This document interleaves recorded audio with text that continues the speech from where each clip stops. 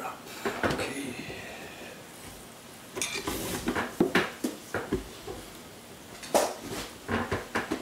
Cypher up.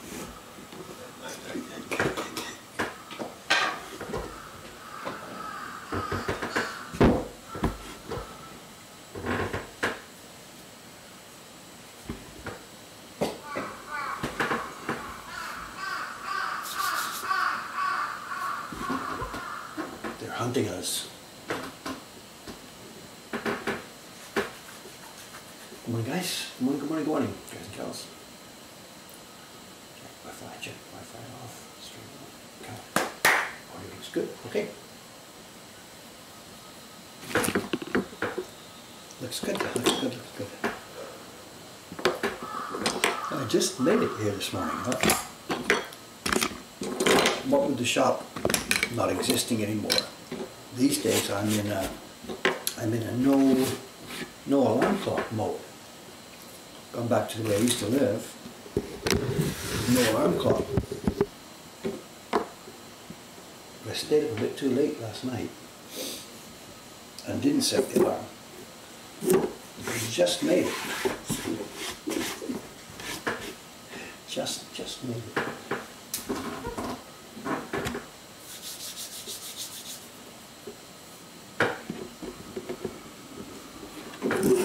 So still waking up. No coffee yet, no nothing. We almost have a floater. We will. The garbage men are coming today. Today's Monday. It's not a normal garbage. For us, the normal twice a week pickup is Tuesday morning here and Friday morning. Yeah, Tuesday morning, Friday morning. That's the burnable garbage. What you've got here is the ones that's twice, no, it's the second, third Monday, I forget what it is, second or third Monday every month, for the special non-burnable, all kinds of stuff. And Sunday, the guy at the antique store has put out a big box of something. We'll see. At 8:30 or so, they'll come on and pick it up. Okay, you can see what we're back to today. We're going to be, in fact, this just picks up exactly what we were doing. It must have been on last Thursday before I got interrupted by the old print. We were still carving the colour blocks for the Patron print. And this one is partly cut, partly not. So we'll be cutting this one and then preparing the next one to lay down.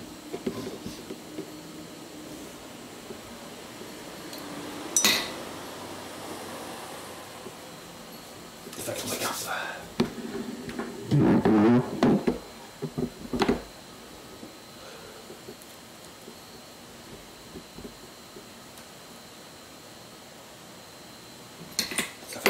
Where do we need to get to here?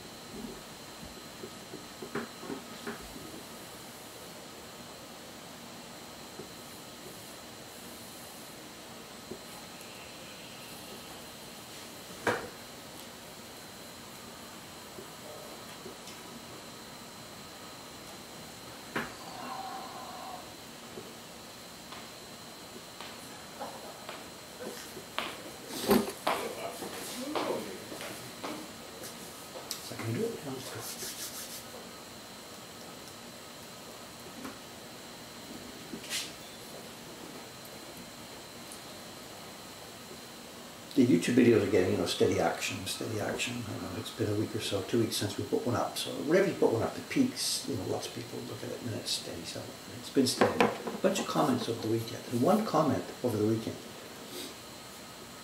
I have a what do you call it? A comment feed from YouTube.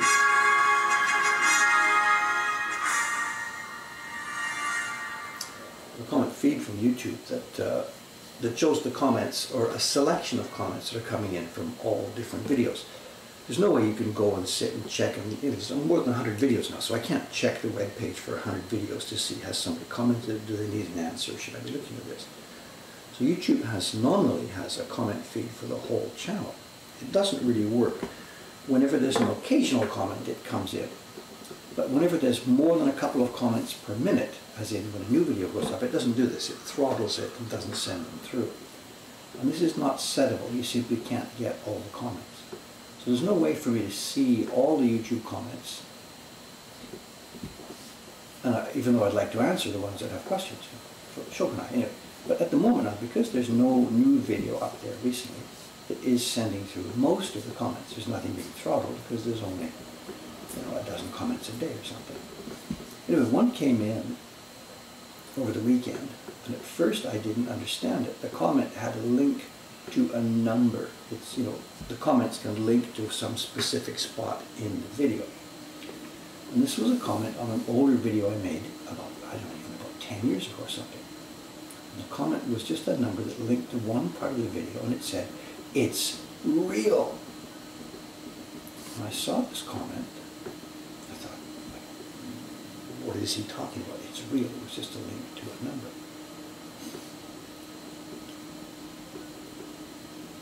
So I followed the link and clicked it to see what the guy was talking about.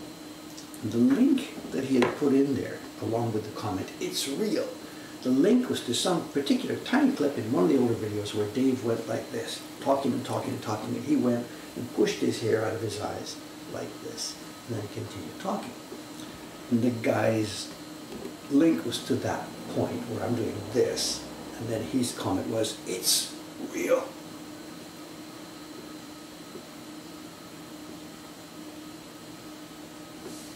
So how do I answer that one?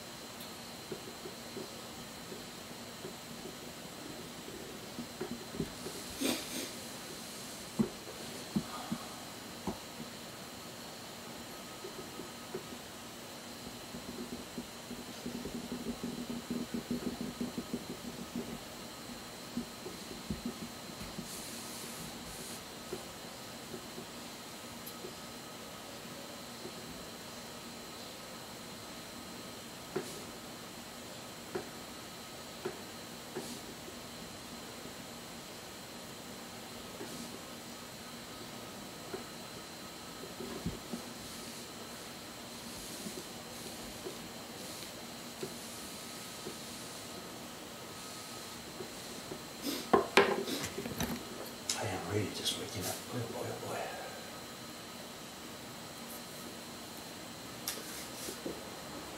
Now the Irish flag, is it orange, white and green? That's the color schema of all those posters all the way down the whole street. You can see it on ours. They're cut at an angle.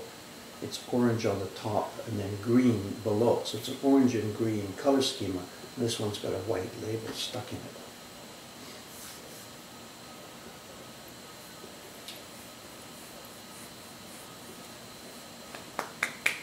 So Meiji lenses, I don't know, you're over my head here. 0.4 auxiliary. I've got 0.4. I don't think that's what you would want. If you're talking about the lens at the bottom here, mine is an 0.5, not an 0.04, an 0.5. So I'm not sure if we're talking about the same thing.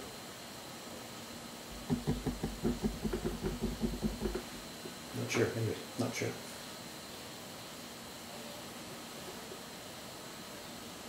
Nicola. Okay. I don't know, it's pretty weak actually. I mean, it's thinner. It's funny because I took that link and looked at that, whatever, you have to go over my hair, whatever it is. So I looked at the video that was there, and then actually, there must have been one of those times where I really hadn't had my hair cut for too long, as we're getting into a situation now like that. And it's clear, looking at me now, looking at me in that picture, it must be a 10-year-old video. There's a lot more hair there 10 years ago. A lot more hair.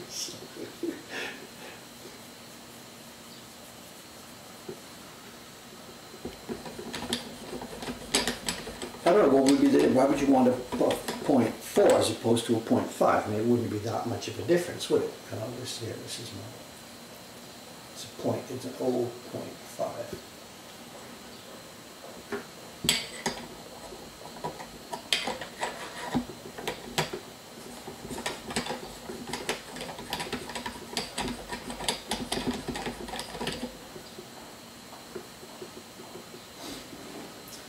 Did anybody come forward about the press? No, I know nothing about it. In fact, I haven't really inspected it more. The last couple of days have been really, really busy. So after the press is just in there, after we showed it the other day, I put it back in the box, and I haven't inspected everything. I'm sorry. I guess what I should do, what can I do? I'll make a blog post about it, maybe show it and put it in the blog post, and hopefully somebody will step forward. I don't know. It's honestly something that I can't really spend a whole lot of time with right now, because this time it really is right now extremely busy. So, but yeah, it was very cool, and it will be something interesting to play with when the right time arrives. So.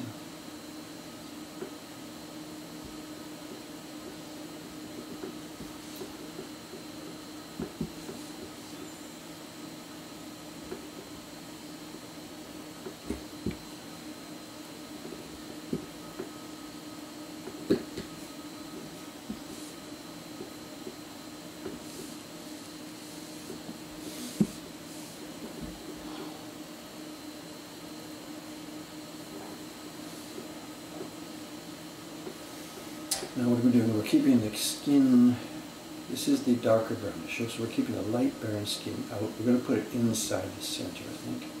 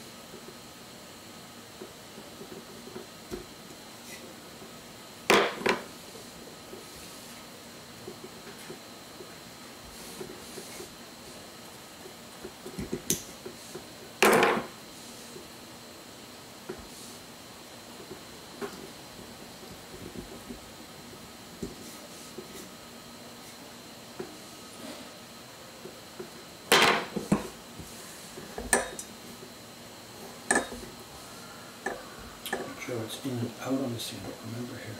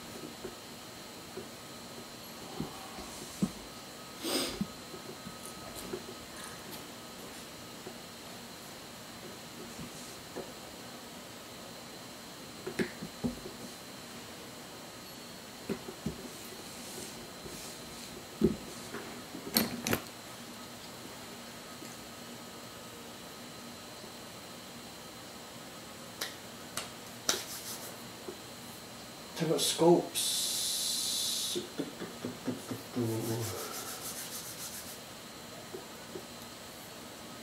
These scopes are not so expensive. New, I guess they're a couple of $1,000, but they come up used all the time. I found Yahoo Auctions here. I've got as an alert. I've got the Meiji microscope thing alert in, and they come up all the time. I think there are so many companies go bankrupt or something. These are the kind of scopes. This has nothing to do with medical stuff. They're not looking for viruses or something. With a scope like this, you can't see that kind of detail. They use it for inspecting circuit boards or part connections or wiring and stuff like that. So they're very common, actually.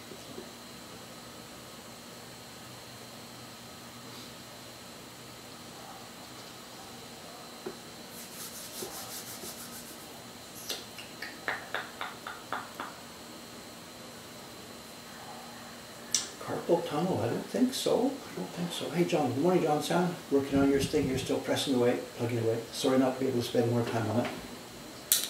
It's already late. It was supposed to be delivered to the waiting Patreons in May, but I was just so late getting it all started. Now 6,000 things are getting in the way. So it's okay. We're just plugging away. This is the second of the color blocks. There's 2 more to come.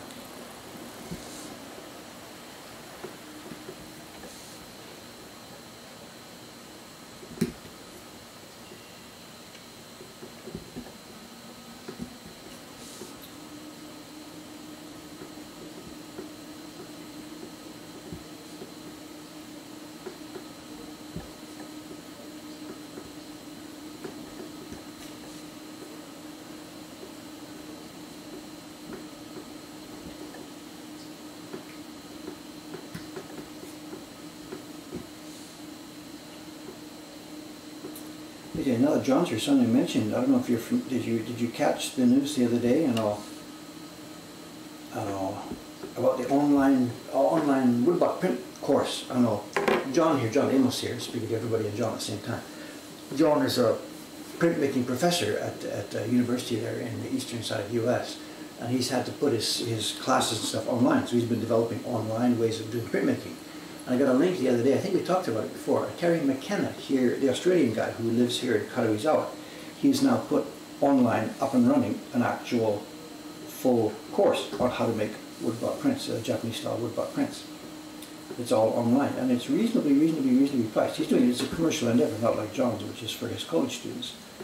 Terry's it's a commercial endeavor, but it's up and running. I don't have a link ready handy right with me as I speak here, but it's a combination of video and information pamphlets and I guess physical personal contact, I guess. I don't know quite much.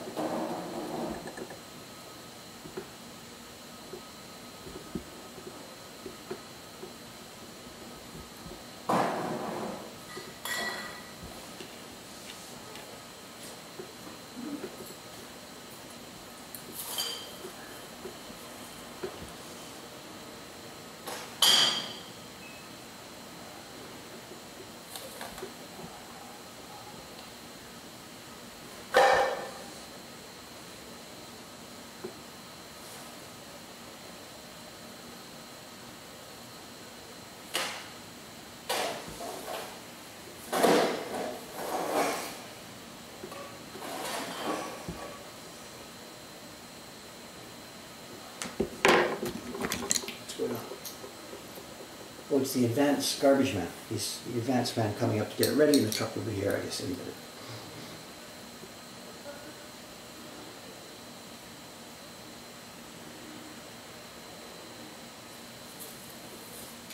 The courses, the online, I guess there's John's, there's Terry McKenna's, and somebody posted the other day here, Laura Boswell is doing some online training stuff. There's been a real flourish in it because of the current situation.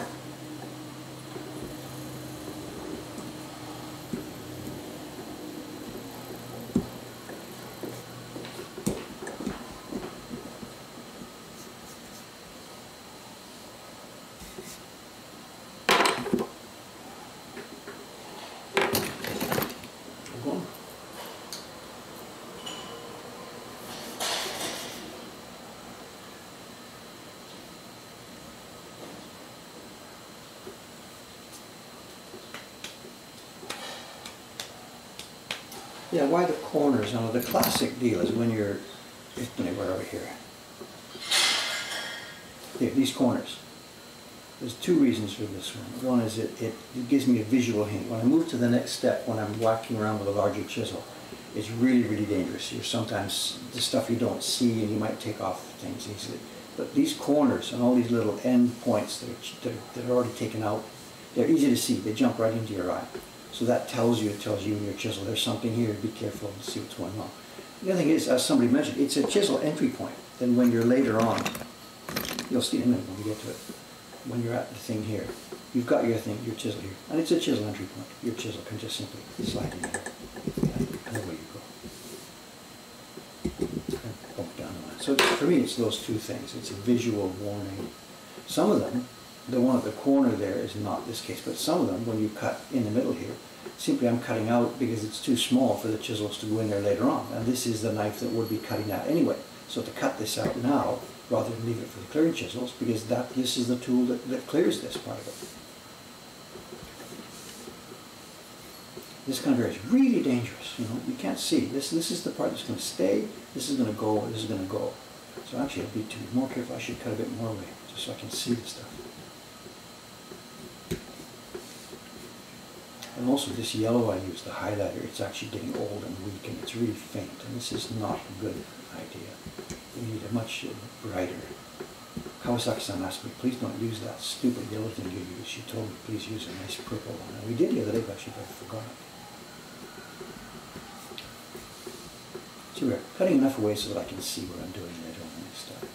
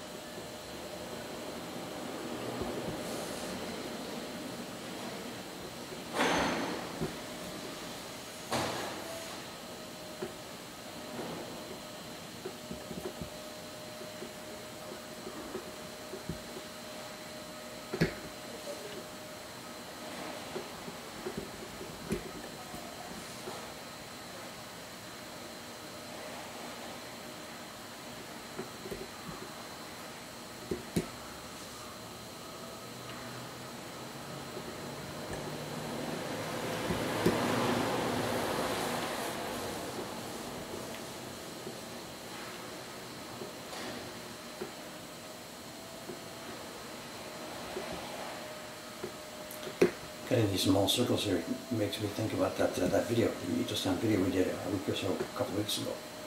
And lots of comments, talking about YouTube comments too. Quite a number of comments on that one spot in that video.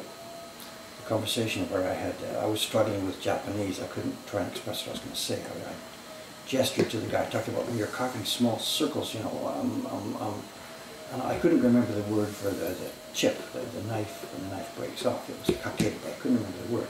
So I was struggling with a sentence. So I'm like, Eco-Sound, you know, when you have small circles like this, and oh, the knife, and he finished the sentence for me. It breaks, right? You know, like he said then, you know, whatever, I've been doing this for 63 years, and yeah, it still breaks, you know, whatever. And there's been lots of comments on that particular point too. I guess that's something that really struck people. The guy's happiness, the guy's friendliness, the way that I was struggling with Japanese, and he jumped in to finish my sentence. You know. But you couldn't script that stuff, you know. It's just so cool. And then I'll carve these small circles. Should I give a demonstration? I don't have 63 years yet. I've got, what is it, 40 or something, I guess. I don't know.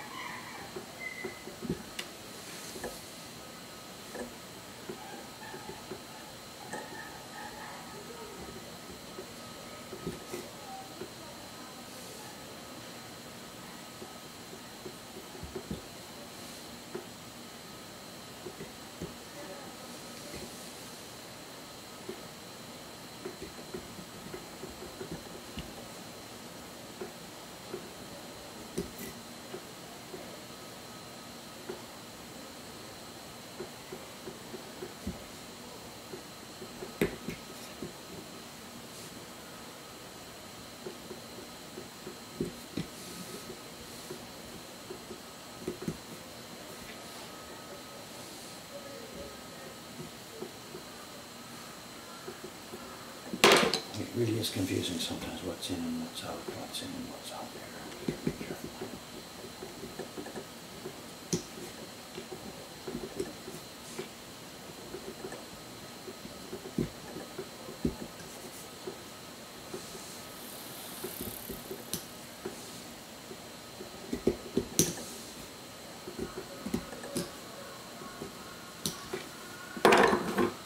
Okay, I don't know if the conversation has started yet. It's about, what is it, 8:30 or something now, so I'm sure people are already asking, is there a show and tell today? I do have something actually. It's funny, even though there has been very little action here these days about buying prints and stuff, I'm buying almost nothing from the shop these days because we don't have a shop. So the input here of prints coming in has dramatically dropped off. It seems funny recently, there's just been lots of stuff still to show and talk about. So. And I got a book, it arrived yesterday, 2 days ago, a book I ordered from Amazon. There's a book that was published a few years ago, I guess. I'm not quite sure. We'll see when we look at it. It's about some hook-side designs. And I saw first Johnson, our carver here, he had seen this book, got himself a copy of it, showed it to me, said, "Oh my God, look at that. This is so cool. All right, I'm on you. Let's work on this." And he went away. So I ordered it straight away. I ordered the Japanese book that he showed me on Amazon. It came. Because as it said, it came a couple of days ago. But the book that we have here, the book from Amazon here in Japan, is a Japanese translation of the original English publication. So I thought, oh cool, okay, what I'll do is I'll get the original English version. And I went on Amazon.com to find the original English version. It's a book we got here for like $30. It's a used book, it came about $30 or so. And I could not find a copy of the original English book at less than like $200. What is going on here? This is not some ancient idiot book. This is a normal book that's been published by a publisher here in recent years. Anyway, the content of the book, the content is really, really interesting.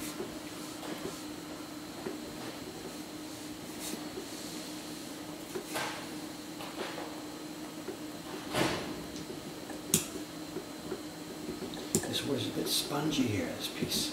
You can see it's not sliced as well as it should. It's spongy.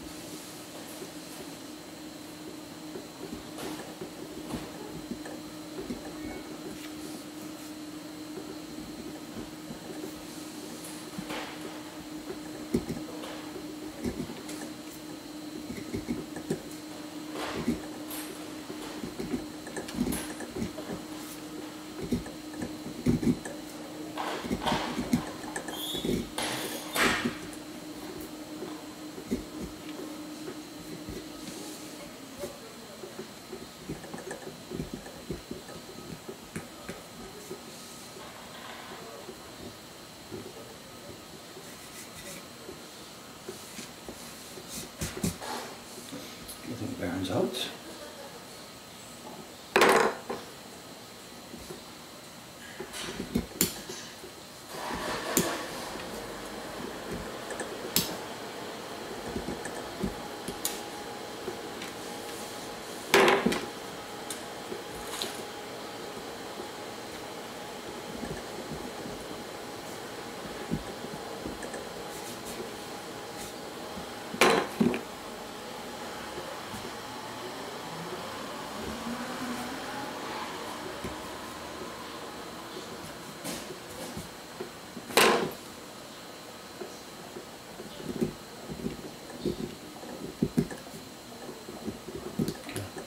Corner right here is really, really fun. Okay, let's move on. What's next? Hand is done. Oh, this isn't cut yet. Look at this.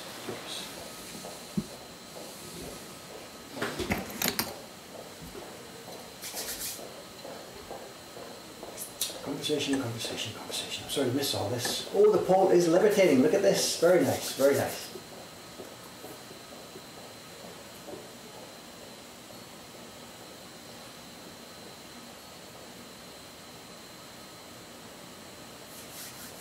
This is the second of the 4 blocks, John. This is the darker, we did the skin tone first. It's cut but not cleared, and this is now the one that's on top of the skin tone. That reminds me, well, it doesn't doesn't matter. We were going to yell at you the other day when we were cutting this.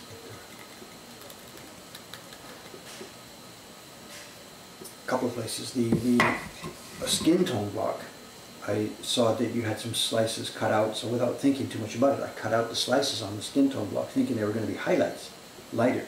Turned out no, you want them on the darker block as well. So there's no way I should not have cut them out of here. I should have just left them on the skin tone block and then we put darker on top. Now that the fact they've been cut out of this and they're on this, there could be white spaces. But, so we didn't need to cut them out of this block. I should have looked ahead a bit more carefully.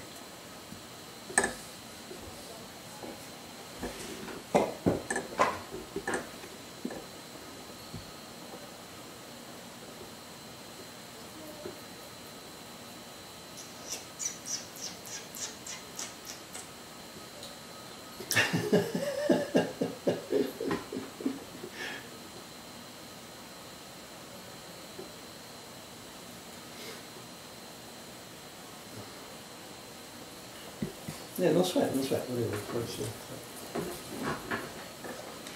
I can't remember well, it's what is it, about 20 years ago John Amos here, not John Baker, John visited my room in Ome. I had just moved over there. We did the print together, the Milton, the pulp mill print. And John and Margaret came over for a couple of weeks, and I guess we must have been consulting together on this sort of thing. I think he had the key block design first, I carved it. When the key block was ready, he and Margaret came over. And then we did some test proofing and stuff, and I think he did some color separation work at that time. Is that how we did it, when you were right there in the room in Ome? I can't quite remember how it worked out. And then you guys traveled around Japan a bit while I cut some blocks. I don't remember. A million years ago.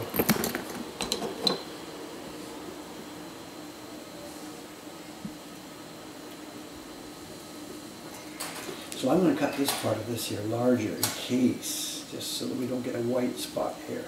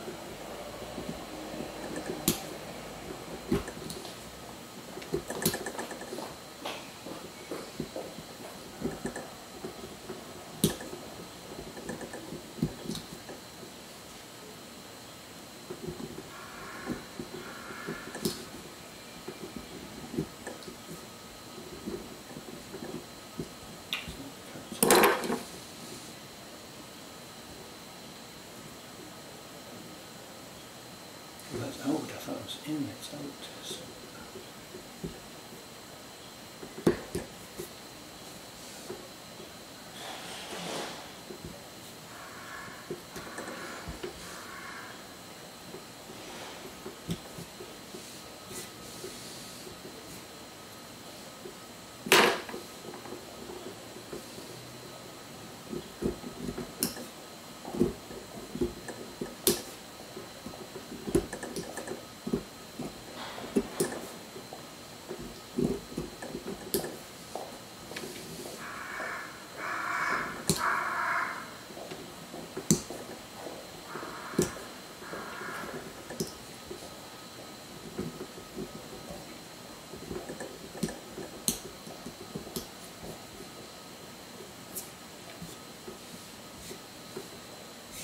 What's next? The hand is cut. That's cut. The barrel. Oh, scissors. Scissors. Let's take out the scissors. Look at that.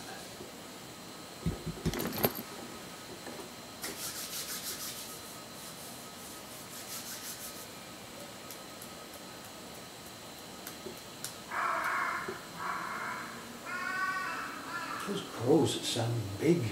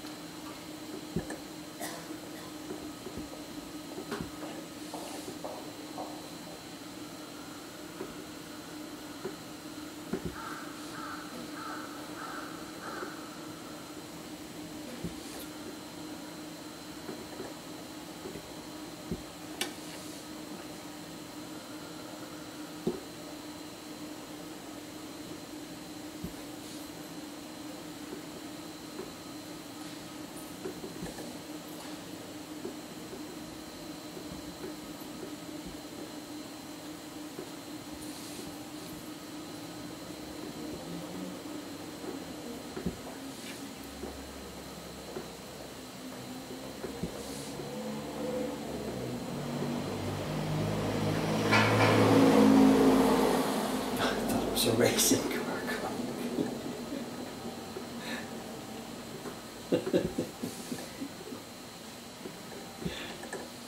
It's like a racing car, it's a little delivery truck.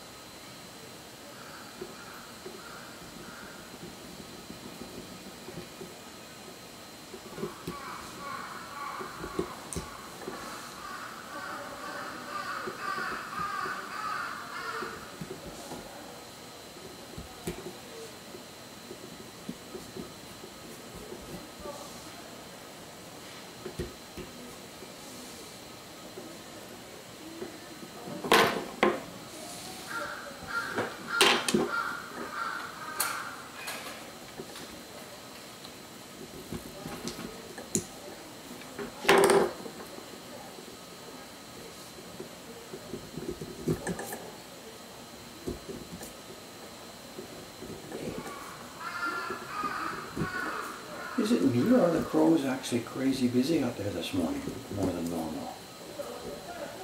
The garbage day today, it's the metal glass garbage. There's no raw garbage out there today.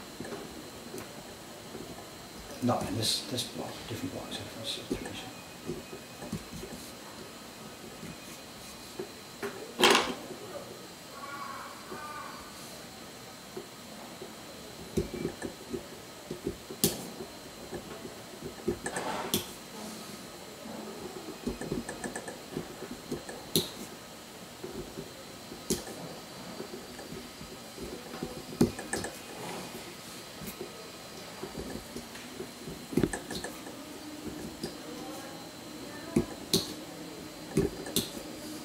this. John designed these scissors just the right size for my little 1mm chisel on one side.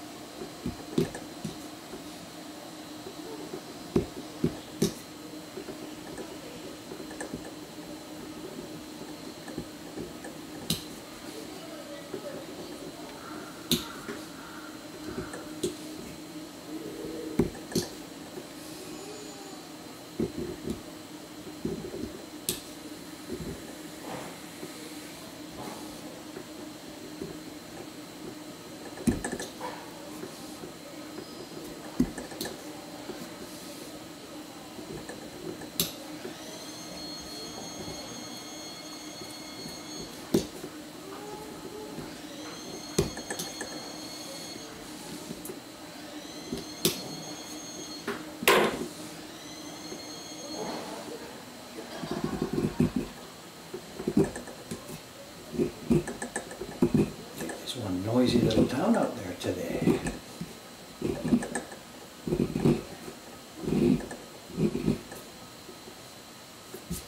Here you go.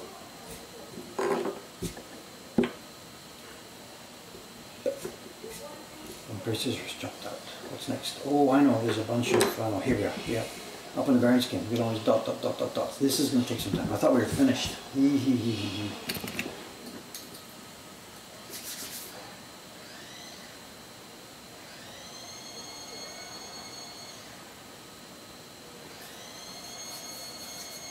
720, we're at, I think we're shooting at 1080. I'm not really quite sure. I think we're exporting at 1080. And this end's showing no drops at all. We're looking good at this end.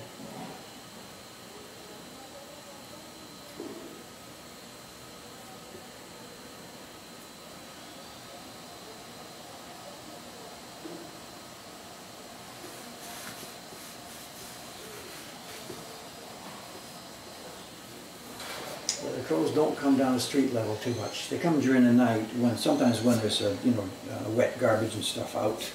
In the mornings we see that it's been picked and pecked. So the crows do come down during the night to street level. But at this time of day you won't see one down here, I think. Very occasionally I've been in the room upstairs and a crow has come and stood on the balcony rail. When I've been in the room back away from the window, they haven't seen you. And they are big. Tony, they are big.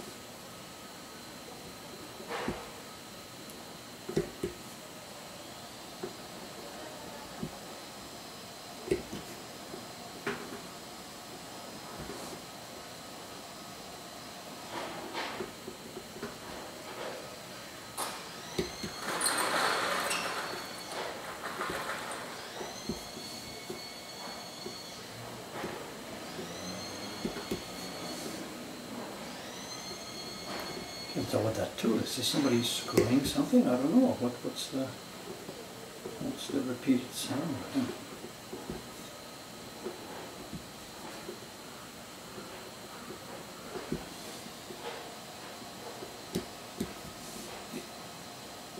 There's always construction somewhere out there. This town just changes so much.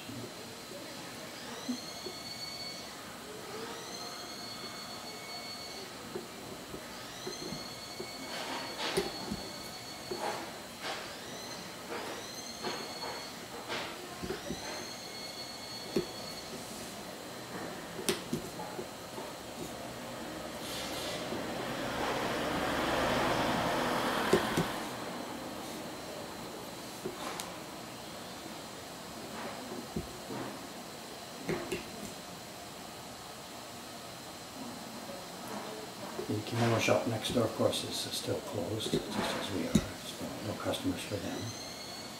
When they closed, I guess it was somewhere in the middle of March or something, they put a sign on the door saying we're closed until the end of April. And the sign is still there. It says closed from March 15th till end of April. And it's of course way past the end of April now, and they're still closed. And that's, it's not an independent business, it's a group business, and the main company is in Kyoto, and they opened 4 or 5 shops here in the Asakusa area. It's going to be interesting to see what happens to these places, and we're included, of course, in all these shops that are mainly devoted to the visitors to Japan, the tourists. It's different from the local shops. The local shops and restaurants have been closed because it's sort of been a lockdown situation, but now they're trying to open up. The city and the national government are trying to decide how to handle the open up situation, same as everywhere in the world. Places like the kimono shop and this little woodblock print shop or something, this opening up has no meaning to us. They can tell us to open, or they can say, okay guys, it's okay to open up now. They can say all they want, but it doesn't make any difference. There's no reason for us to open, and we won't be opening, of course. Not with anybody out there who has an interest in our stuff. So it'll be interesting to see how this town, Asakusa, how this changes now over the next few months. Assuming that Tokyo, in general, starts to open back up. The general normal town opens back up.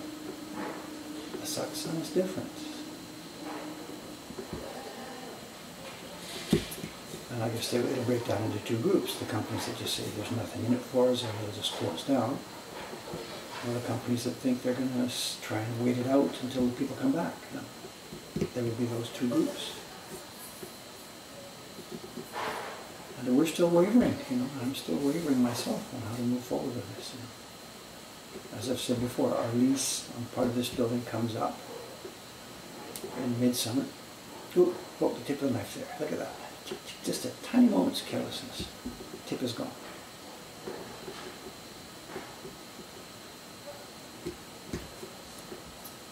Tiniest end of the tip is gone. We'll finish this loop here. It's okay.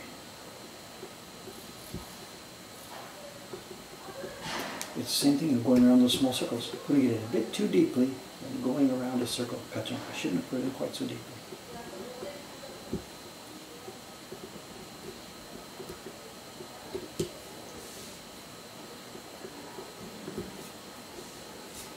Okay, dots 1, 2, 3, 4, 5, 6, 7, 8, 9. I'll clear the rest. So yeah, the kimono shop, as I said, the sign is there. It says closed till the end of April, and I wouldn't be surprised if nobody ever came back, and I can just see them and just keep the shutter closed.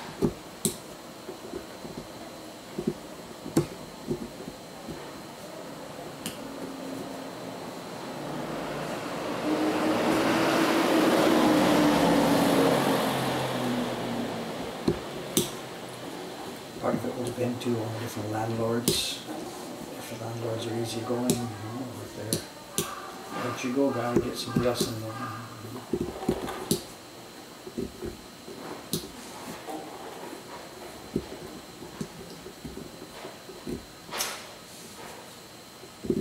There's there's also now been talk, you see the newspaper reports, there's the various levels of government support to help for people, same as in most countries. There's payments to individuals here, people who've lost their jobs, that's not relevant to me. Then there's payments to companies that have had reduced income and stuff. I have really mixed feelings about this. I don't really feel that I need to run to the government and say, give me money, give me money. I don't think it's the government's problem that this is happening. We're actually closed, not because they told us to close. We closed long before they told us to close, so it's my voluntary choice. So I don't think I'm going to be running into that. Give me some money, give me some money. But what they're talking about now is special support for the tourist business, places like hotels and I suppose shops like us, I guess. But I have mixed feelings. I don't see that it's a government function to help me here. I chose to make a business that was dependent on one specific market, visitors to Japan. I chose to do that. Nothing was forced on. It was a really healthy situation. There were lots of visitors to Japan. So I thought, let's do this. And that was my choice. And now there are not so many visitors to Japan. So why should I go yelling for help?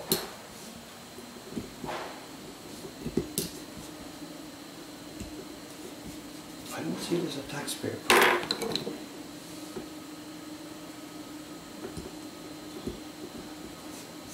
It's like we talk about those Wall Street guys, when the stock market's going up, they take their profits, and when it's going down, they ask for handouts. I mean, come on, come on.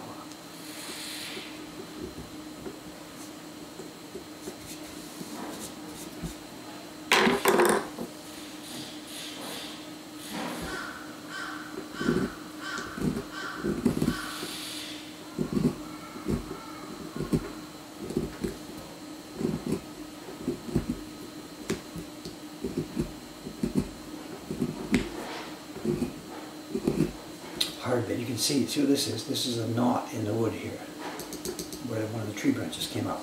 So the wood nearby is hard and crispy and crunchy, and really can split in a funny way if you're not careful, because the rain goes all in different ways. Another one here. So I'm right between two knots. That's when I laid this out, I would have done it this way. If those knots had appeared here in part of the color zone, I'd be in trouble, because the printers wouldn't be able to print smooth color. So when I did, yeah, in fact, we can see this. I usually put the registration mark in the corner, right? The registration mark normally would have gone right here. But if I had put it there, this color zone would have been on top of that knot. So we probably talked about this last week, I don't remember already anyway. So we moved this over so the color zones would not be in that part of the rod.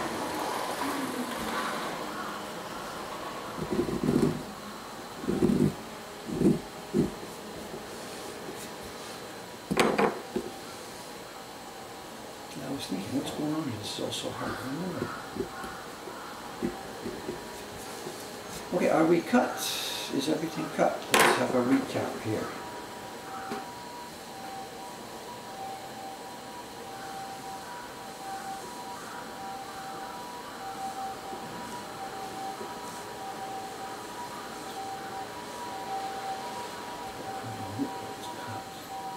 I don't really want to hear this.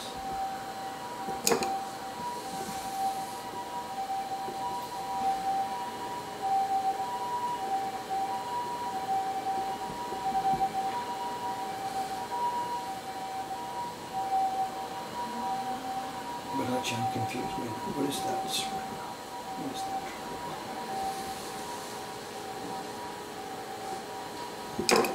Let's have a look at the jaws.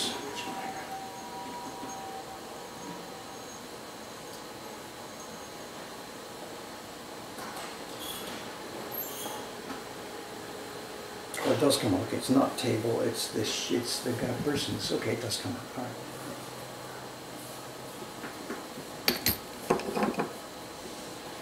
This triangle does come out. It's not table.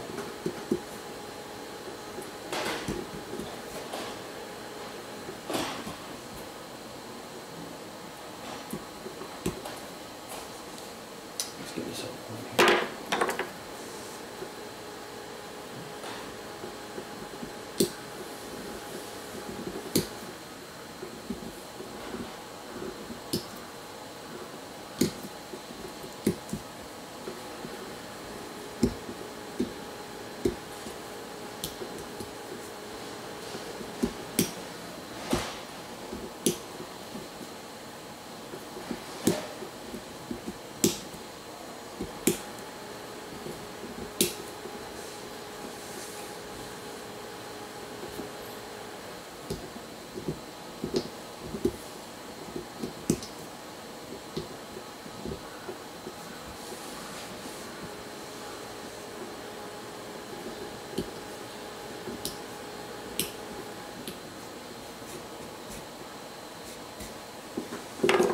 Okay, back to our check. I think we've cut this, it's all cut. Oh no, look at this, another one. They're just everywhere.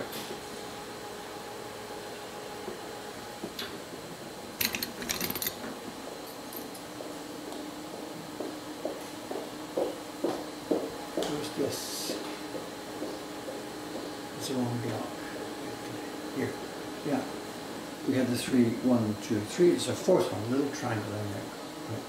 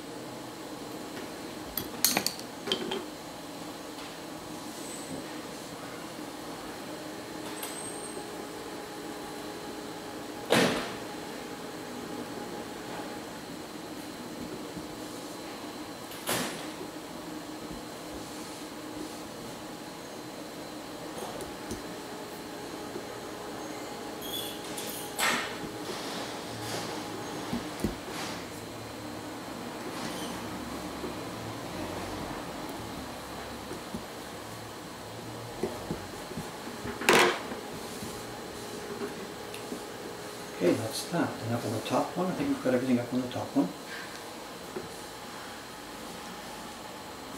No, we haven't. Look at this. Oh, now what are we going to do? Look at this. We're not finished cutting the small circles, and I've got a broken tip on my knife. Okay, sharpening time. What's the time here? 9:13. Ow! Well, we can't carve. Okay, let's do one quick sharpen, and then a quick show and tell.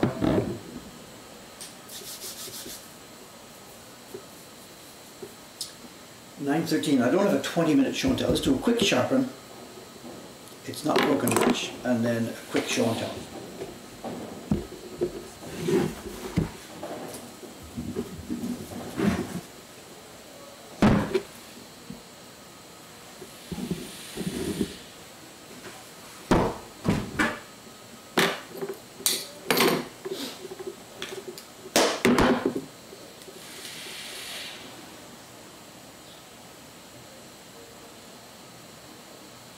Come on, camera.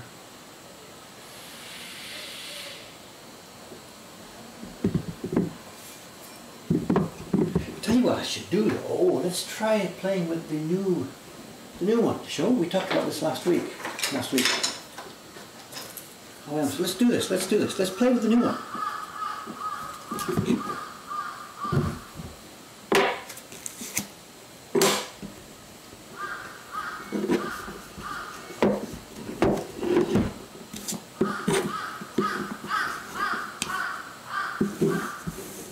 This is the same kind of idea as my main stone. It's a 400 backed with a 1000 diamond stone. And Aoyama-san, because we're experimenting with making some knife packages and stuff, we need to figure out a way to get people sharpening information. And we can put this sharpening stone in with the set of knives because it's so small and so easily transportable. And we talked about this. I tried this a couple of weeks ago on here as a bit of a test. Aoyama said, test this, so I did. I remember the huge advantage of this little stone is you're able to rest your hand on your table as a guide.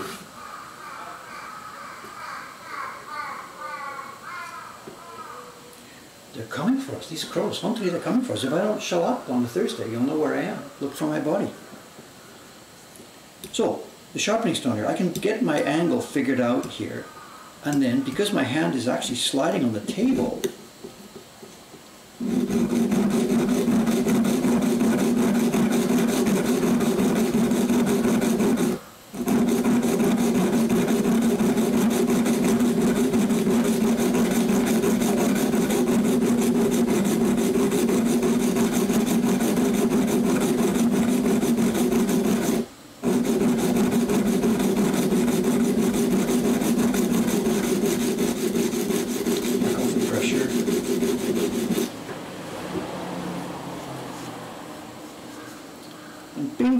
perfectly flat bevel. Look at that. This is so neat. I thought it was a toy. It's not a toy. It's a real tool.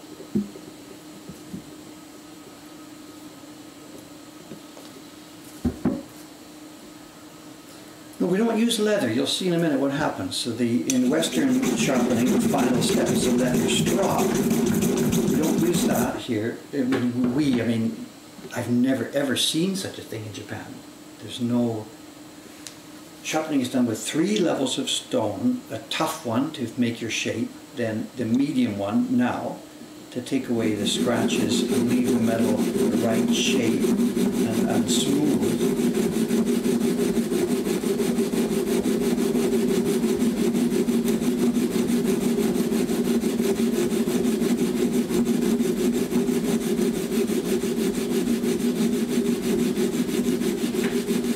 This is so much easier than the other stone, you know, but if I do this all the time, if I just start using this all the time, I'll lose my skill at using the other stone. So the stone is now shaped correctly, the scratches are gone, but there's a burr on the back, and the strop would take off that burr. But our tradition is not stropping, this is the point when you move to your final stone. And I have no idea what number it is. It's a totally smooth and hard stone. And we're now going to go the back side of the knife, flat, and the burr now disappears.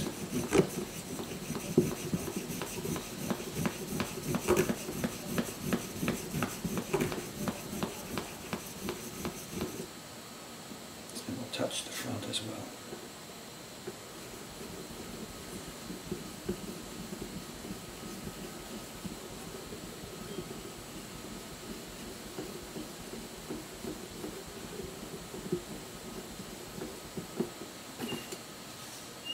And there we have it, we've got our knife back. Now because the carving I'm doing these days is color carving, I won't be carving delicate hairlines, there's still one more step to do. On the back again, the edge right now is a really super delicate edge, but on the back again now, lift it up a little, and a couple of strokes, and we've actually destroyed, we've taken away the super fine edge and left just a normal sharp edge. We should be able to see if I find the light carefully. If I get that right.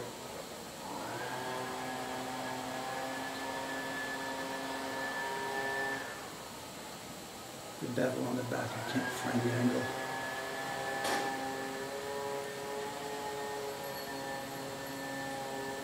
To reflect.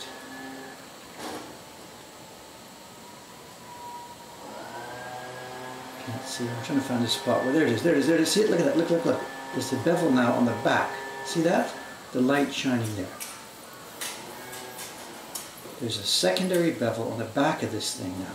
Extremely fine, extremely small. And that has taken off the very tip, the very sharpest edge of the steel. Because we don't need it. I'm going to carve a color block, and then the minute I stick it into the color block, it would rip that off anyway. Very nice, very nice. Good, I'm lucky it broke there. Chance to show that.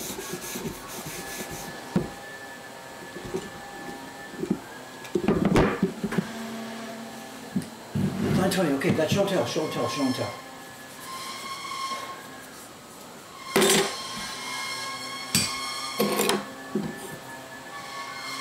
I'm so happy with this little tool. I'm so happy. That's the bag lady's opening her shutter, which needs an oiling. None of my business. She's not the kind of lady. If I went across there with an oil can, maybe in my own culture you would do that. Hey, it's kind of squeaking, and she's a lady herself, a little elderly lady who probably doesn't have tools, so it would be okay. But I can't do this. If I went across there with a little oil can and said, I hear it's kind of squeaky, she would be so upset because you're complaining. What you're doing, even though you're saying I'm going to help you, what you're doing is you're giving the message, I am complaining about your fucking... Even though if you said it quietly, quietly, quietly, there's no way I can help her with that. It's the classic example. You see your neighbor one day and you say, gee, recently you got your window closed. It really helps from the piano or something. Okay, now what are we doing? What are we doing? Where's the show and tell? Oh, here it is, here it is. Okay, it's a book, as I told you. It's a book. It's our old friend Hokusai.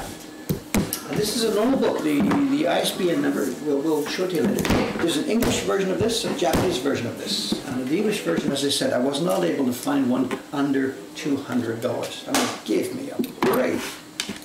What it is, it's Hokusai's manga, but it's not Hokusai manga that you know. These are drawings for other publications of the Hokusai manga that never got published. It turns out that in the MFA, Museum of Fine Arts in Boston, they have a bunch of drawings. And these are not woodblock prints. These are drawings with a brush ready to make a woodblock print. And they are pretty clearly Hokusai.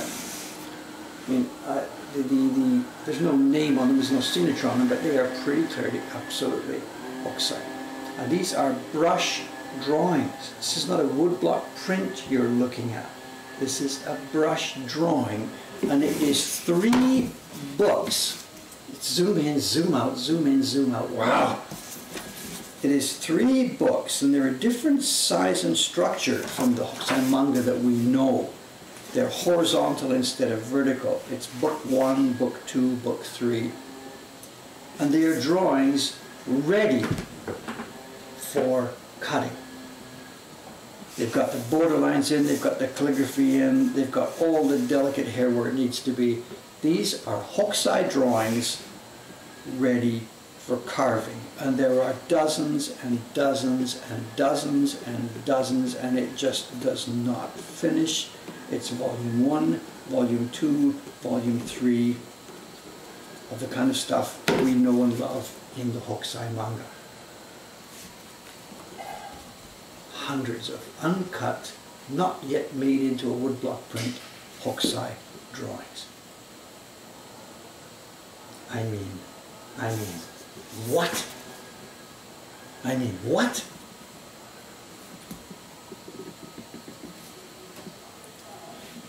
Well, Chon-san brought this book over and said, Dave, you were looking for a project for maybe subscription series next year or something, or whatever, or another project for somehow, somewhere, sometime. And he dumped this on my desk and said, how about this? And I mean, how about this? The thing is though, copyright. Copyright, copyright, copyright. Hokusai has been dead for whatever, remember, it's a long time. There's no copyright on Hokusai's image. But the MFA in Boston owns that book. They have published that book here with, of course, a modern copyright notice. This is a really, really interesting, arguable point. If Dave looked at this book, traced some onto a piece of wood, carved them, and tried to sell them, we can't do that without clearing it with those guys. But if I try and clear it with them, hey, give me some high resolution stuff, let me make some woodblock prints out of this, they will say, sure, sit down with our legal team and let's talk about it. Because they've done this before. A while back, 20, 25 years ago, some woodblocks surfaced from the MFA.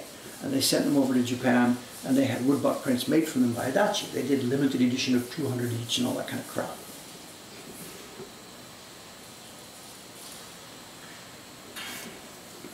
Let's grab a few and zoom in. The resolution here is not so great. This is an offset printed book that doesn't actually have really good resolution. So if I did want to carve some of these,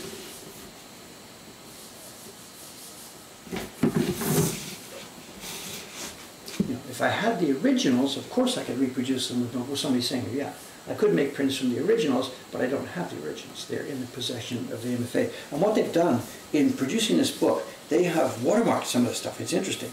Every now and then, one of the designs, they have put a line through it. And this is printed into the book. They've printed a line through it so that they know nobody can actually sort of republish these as a set without knowing where they came from. So these guys are already, they're trying to preserve their rights in this.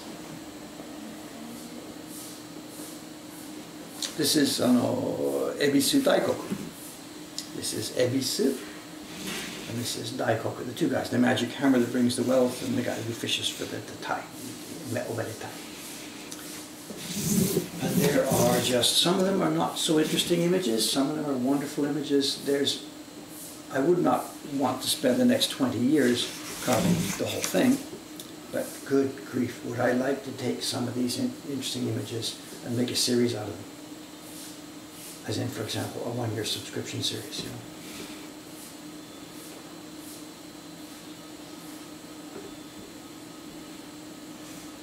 They've only put a line to it. There's 1 or 2 pages, that's all. They haven't been, I can see what's happened, you know.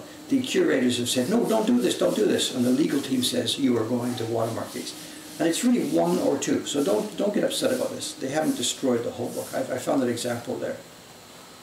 Maybe it's just even 1 or 2 pages, so that they know that nobody can reproduce the whole set without knowing where it came from.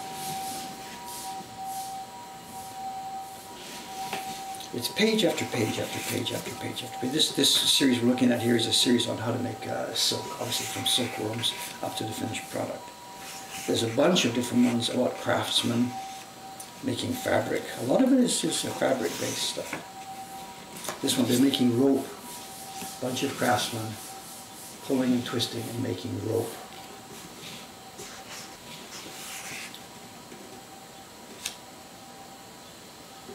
We can also see, this is curious, there's a couple of places here, I didn't bookmark this. We can see where Hokusai, a lot of places Hokusai reused his stuff. He would have some woman walking, whatever, and later on we will see that in one of his woodblock prints. And even just flipping through this last night, here, this one. There's a picture of a boat here with a guy holding he's washing something in the stream here. And this boat and that guy doing this was used in one of the 36 views of Mount Fuji. Which one came first? Again, I don't know anything about the research behind this. But this is Hokusai doing some sketching, and then later on when he's doing his Fuji series saying, I can use that, I know where I've got to have the boat. There's 3 or 4 examples that just popped up. I don't know, I'm sure the MFA people have maybe even done a lot more research on that, I don't know.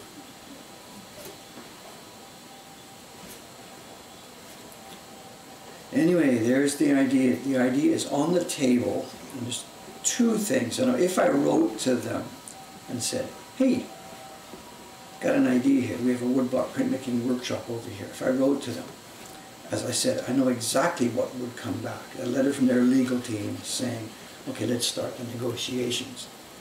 It's got to be limited edition, don't sell more than 200, you've got to stamp our name on the bottom of every sheet. I know exactly what would happen. But to just take it, this is a cool one, just to take it from this book is illegal to do that. So I think we're really probably hosed here. I think this stuff is just never going to see the light of day because of the lawyers. This is Fujin Naijin. You know the thunder god, wind god, you see the pair of pictures, the famous painting by Ogata Kori. And what Hokusai's done is he's done the same thing. He's done Fujin and Daijin.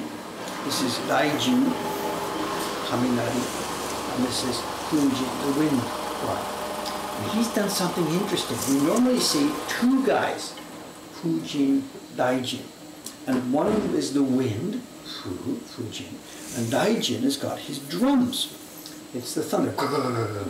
But when you think about it, something's missing from that pair.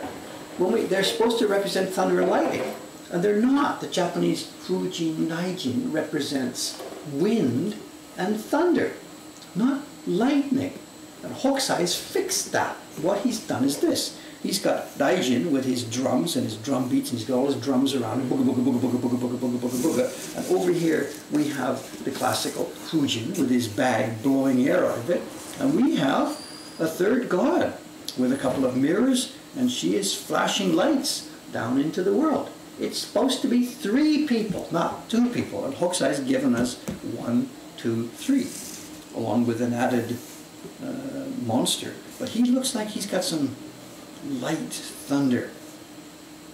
I don't know the provenance, what's happening here. It looks like this creature is creating the light and her mirrors are flashing it down to the world. It's cool. This would be so cool. So cool. So cool to make this in larger format as a pair of prints, do the coloring. What a project that would be. What a project that would be. I tell you, if I write to them, I know exactly what's going to happen.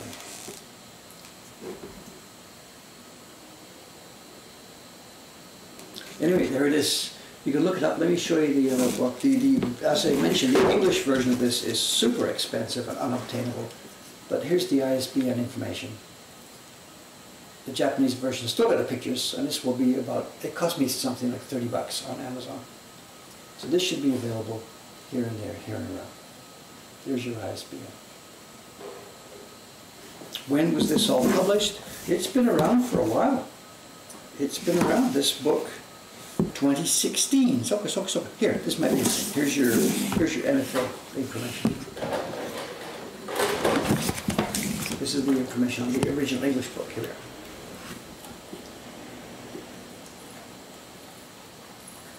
It's got it. 2016. There's no ISBN number for the English version, but you can look it up.